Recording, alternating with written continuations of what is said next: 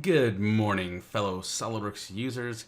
I'd like to share this question I got answered during a live Q&A chat with some of the head honchos at Solidworks Dassault Systemes.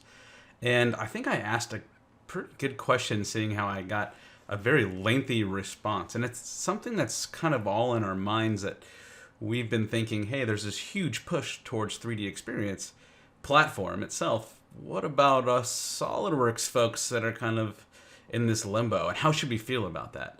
And I think this response was good, and I think they were expecting it, because the amount of detail and the amount of length that went into this one Q&A, which by the way was upvoted by all the folks who were attending the live session. That's how I got the question answered. Was I didn't want to say it was prepared to rehearse. I feel like they know the issue, and they are sensitive to that, but they have our best interests in mind. So here's a look at the answer. The recording from the live YouTube feed wasn't all that great, but here it is. So, Manish, here's a question. What do I say to longtime customers like Disney? They named off quite a few customers, Boeing, Northrop, et cetera, who seem to be noticing a huge shift to 3D experience from SolidWorks. They feel like there's less enhancements in SolidWorks, so they're feeling left out. Is that really true? What do we say? How do you feel about that? That's not true. That's not true. That's definitely not true. It isn't true. If you heard GP is he's saying it multiple times that SolidWorks, 3D Experience SolidWorks is same SolidWorks, but connected to 3D Experience platform and better. We never said that SolidWorks is changing. And from the same point of view, even the investment on SolidWorks Desktop is not changing. Even last year, we had delivered almost close to 450 different projects, which is same number of projects that we used to deliver even 10 years back. So our investment has not stopped there. The focus every year changes slightly depending on what we want to focus on. This year's focus was, a huge focus I should say, was on quality and performance. So you will see a lot of functionality, a lot of projects on quality and performance. I'm pretty sure you will see noticeable improvement in quality, not just because I'm saying it, because we are getting the feedback data from you, from our clients. And based on that, we see that our reactivity to any kind of issues in the field has increased, again, just because of our sharp focus on this. But no way we are reducing either the effort or the investment or the number of people who are working on SolidWorks, on core SolidWorks. It has only grown. In fact, of late, I would say even it has grown. It has not shrunk. So Great.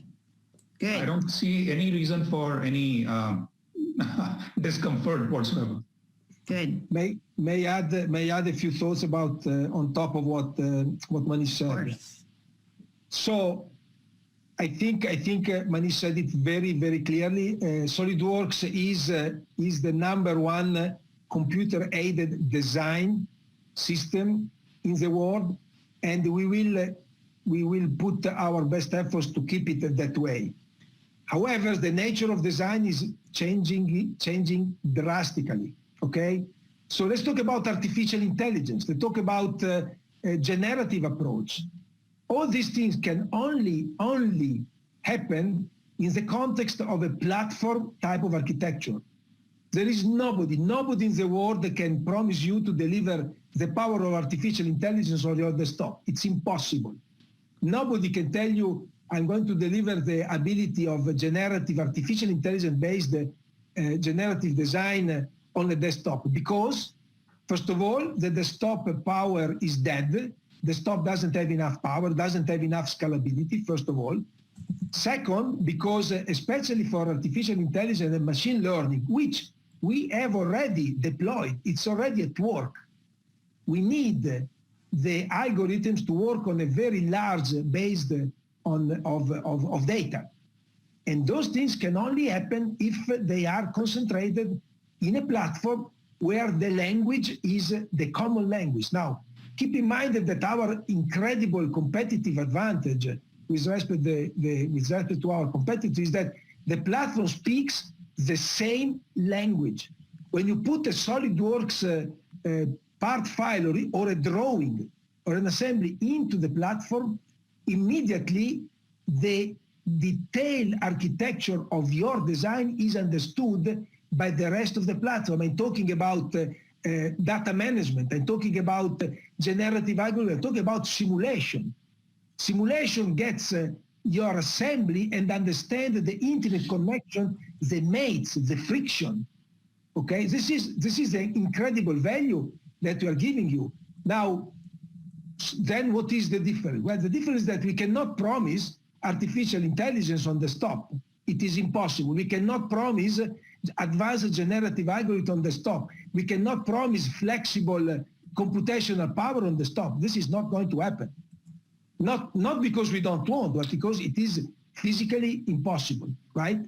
All of this will come in the context of the platform. So what we can promise to you is that we are creating the best possible connection to all these amazing technologies in a way that is completely seamless. Nobody else in the world is even dreaming this.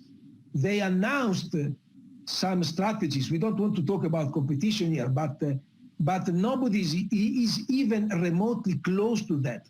Nobody owns at the same time the simulation technologies and the artificial intelligence technologies that are indispensable to make this happen.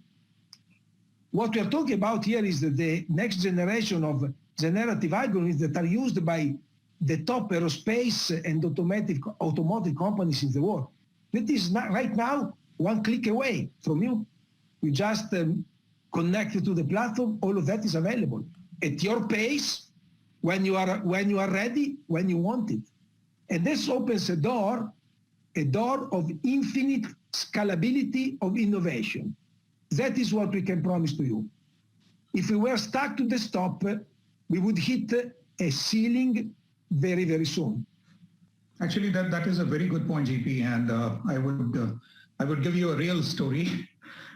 In order to create all the stories that we presented to you this morning, there was a need of precise rendering of all the models that you saw.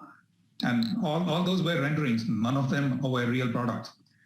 But in order to do those renderings, we have in-house product, which is on desktop, and then we have a cloud product for rendering, 3D render.